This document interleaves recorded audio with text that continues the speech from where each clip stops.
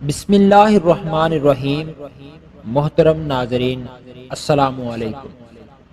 حضرت ابراہیم علیہ السلام نے بت پرستی کے معاملہ میں پہلے تو اپنی قوم سے مناظرہ کر کے حق کو ظاہر کر دیا، مگر لوگوں نے حق کو قبول نہیں کیا، بلکہ یہ کہا کہ کل ہماری عید کا دن ہے اور ہمارا ایک بہت بڑا میلہ لگے گا، وہاں آپ چل کر دیکھیں کہ ہمارے دین میں کیا لطف اور کیسی بہار ہے۔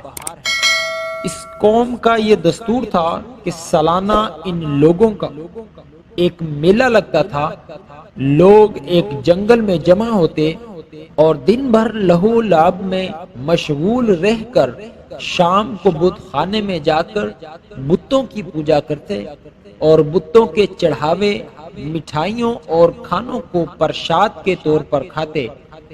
حضرت ابراہیم علیہ السلام قوم کی دعوت پر تھوڑی دور تو میلہ کی طرف چلے، لیکن پھر اپنی بیماری کا عذر کر کے واپس چلے آئے اور قوم کے لوگ میلہ میں چلے گئے۔ پھر جو میلہ میں نہیں گئے، آپ نے ان لوگوں سے صاف صاف کہہ دیا، ترجمہ: اور مجھے اللہ کی قسم ہے، میں تمہارے بتوں کا برا چاہوں گا بعد اس کے کہ تم پھر جاؤ پیٹھ دے کر۔ چنانچہ اس کے بعد آپ ایک کلہاڑی لے کر بت خانہ میں تشریف لے گئے اور دیکھا کہ اس میں چھوٹے بڑے بہت سے بت ہیں اور دروازے کے سامنے ایک بہت بڑا بت ہے۔ ان جھوٹے معبودوں کو دیکھ کر توحید الہی کے جذبہ سے آپ جلال میں آ گئے اور کلہاڑی سے مار مار کر بتوں کو چکنا چور کر ڈالا اور سب سے بڑے بت کو چھوڑ دیا اور کلہاڑی اس کے کندھے پر رکھ کر آپ بت خانہ سے باہر چلے آئے۔ قوم کے لوگ جب میلہ سے واپس آ کر بت پوجنے اور پرشاد کھانے کے لیے بت خانہ میں گھسے تو یہ دیکھ کر حیران رہ گئے کہ ان کے دیوتا ٹوٹے پھوٹے پڑے ہوئے ہیں۔ ایک دم سب بوکھلا گئے اور شور مچا کر چلانے لگے، ترجمہ: کس نے ہمارے خداؤں کے ساتھ یہ کام کیا؟ بے شک وہ ظالم ہے۔ تو کچھ لوگوں نے کہا کہ ہم نے ایک جوان کو جس کا نام ابراہیم ہے، اس کی زبان سے ان بتوں کو برا بھلا کہتے ہوئے سنا ہے۔ قوم نے کہا کہ اس جوان کو لوگوں کے سامنے لاؤ، شاید لوگ گواہی دیں کہ اس نے بتوں کو توڑا ہے۔ چنانچہ حضرت ابراہیم علیہ السلام بلائے گئے تو قوم کے لوگوں نے پوچھا کہ اے ابراہیم، کیا تم نے ہمارے خداؤں کے ساتھ یہ سلوک کیا ہے؟ تو حضرت ابراہیم علیہ السلام نے فرمایا کہ تمہارے اس بڑے بت نے کیا ہوگا، کیونکہ کلہاڑی اس کے کاندھے پر ہے۔ آخر تم لوگ اپنے ان ٹوٹے پھوٹے خداؤں ہی سے کیوں نہیں پوچھتے کہ کس نے تمہیں توڑا ہے؟ اگر یہ بت بول سکتے ہوں تو ان ہی سے پوچھے، وہ خود بتا دیں کہ کس نے انہیں توڑا ہے۔ قوم نے سر جھکا کر کہا کہ اے ابراہیم، ہم ان خداؤں سے کیا اور کیسے پوچھیں؟ آپ تو جانتے ہی ہیں کہ یہ بت بول نہیں سکتے۔ یہ سن کر حضرت ابراہیم علیہ السلام نے جلال میں تڑپ کر فرمایا، ترجمہ: کہا تو کیا اللہ کے سوا ایسے کو پوجتے ہو جو نہ تمہیں نفع دے اور نہ نقصان پہنچائے؟ تف ہے تم پر اور ان بتوں پر جن کو اللہ کے سوا پوجتے ہو، تو کیا تمہیں عقل نہیں؟ آپ کی اس حق گوئی کا نعرہ سن کر قوم نے کوئی جواب نہیں دیا، بلکہ شور مچایا اور چلا چلا کر بت پرستوں کو بلایا۔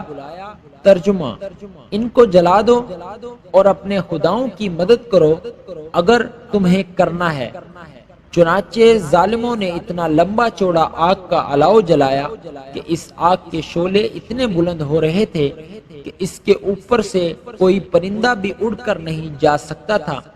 پھر آپ کو ننگے بدن کر کے ان ظلم و ستم کے مجسموں نے ایک گوپن کے ذریعے اس آگ میں پھینک دیا اور اپنے اس خیال میں مگن تھے کہ حضرت ابراہیم علیہ السلام جل کر راکھ ہو گئے ہوں گے، مگر احکم الحاکمین کا فرمان اس آگ کے لیے یہ صادر ہو گیا کہ ترجمہ، ہم نے فرمایا اے آگ ہو جا ٹھنڈی اور سلامتی ابراہیم پر، چنانچہ نتیجہ یہ ہوا جس کو قرآن نے اپنے قاہرانہ لہجے میں ارشاد فرمایا ہے۔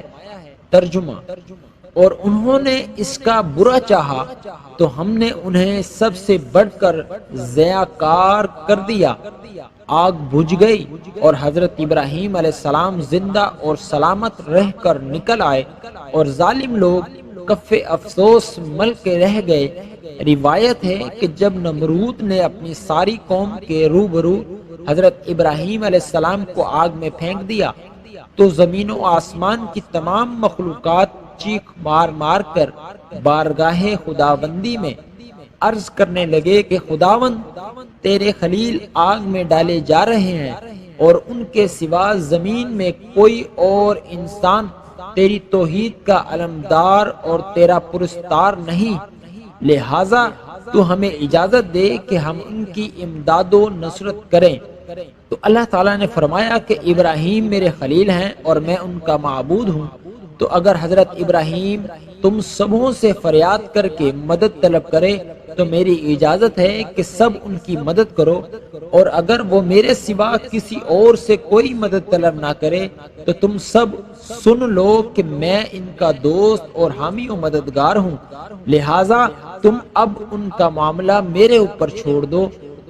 اس کے بعد آپ کے پاس پانی کا فرشتہ آیا اور کہا کہ اگر آپ فرمائیں تو میں پانی برسا کر اس آگ کو بجھا دوں۔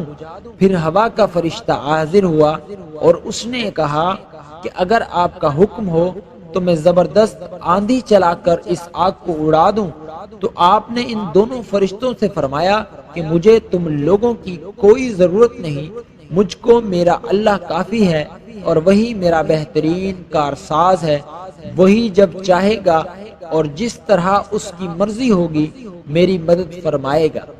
ایک روایت میں یہ بھی آیا ہے کہ جب کافروں نے آپ کو آگ میں ڈالا تو آپ نے اس وقت یہ دعا پڑھی، لا الہ الا انت سبحانک لک الحمد ولک الملک لا شریک لک۔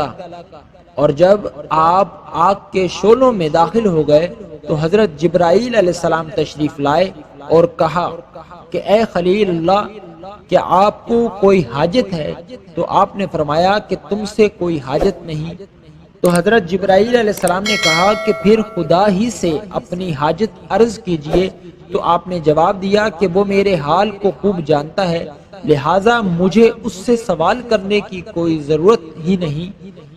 اس وقت حضرت ابراہیم علیہ السلام کی عمر شریف 16 یا 20 برس کی تھی۔ اس بارے میں کہ آپ کتنی مدت تک آگ کے اندر رہے 3 اقوال ہیں۔ بعض مفسرین کا قول ہے کہ 7 دنوں تک آپ آگ کے شعلوں میں رہے، اور بعض نے یہ تحریر کیا ہے کہ 40 دن رہے، اور بعض کہتے ہیں کہ 50 دن تک آپ آگ میں رہے۔ اس واقعے سے ان لوگوں کو تسلی ملتی ہے جو باطل کی طاغوتی طاقتوں کے بالمقابل استقامت کا پہاڑ بن کر ڈٹ جاتے ہیں۔